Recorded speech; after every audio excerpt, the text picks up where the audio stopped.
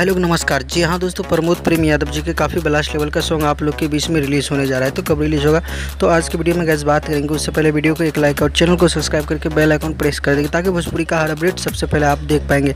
तो जी हाँ दोस्तों, बता दो गाने का नाम है पटना के दवैया। इस गाने को प्रमोद प्रेम यादव जी ने गाए हैं। दोस्तों बात करते हैं गीत का, तो गीत दीपक दिल मोहे जी का लिखा हुआ है और इस गाने को म्यूजिक से सजाया है आर्या शर्मा जी। जी हाँ दोस्तों, इस गाने को जो है 23 तारीख को गरीब म्यूजिक यूट्यूब चैनल से इस गाने को रिलीज़ कर दिया। बात करते हैं टीजर का, तो टीजर को रिलीज़ कर दिया गया आज सुबह में। आप लोग टीजर नहीं देखे हैं तो जाके गरीब म्यूजिक यूट्यूब चैनल पे टीजर को देखिए। और काफ़ी ब्लास्ट लेवल का गाना है, प्रमोद प्रेम यादव जी का सबसे तगड़े वाले गाना आप लोग के बीच में आ रहा है। तो आशा और विश्वास है दोस्तों ये गाना आप लोग को काफ़ी पसंद आएगा। डायरेक्ट वीडियो सॉन्ग में इस गाने को रिलीज़ किया जाएगा।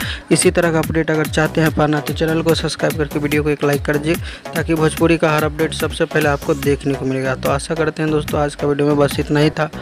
मिलते हैं नए वीडियो के साथ, तब तक के लिए अपना ख्याल रखिएगा। मिलते हैं नए वीडियो के साथ, तब तक के लिए bye, take care, love you all. और भोजपुरी चिप ऑफिशियल को सब्सक्राइब कीजिएगा। धन्यवाद दोस्तों।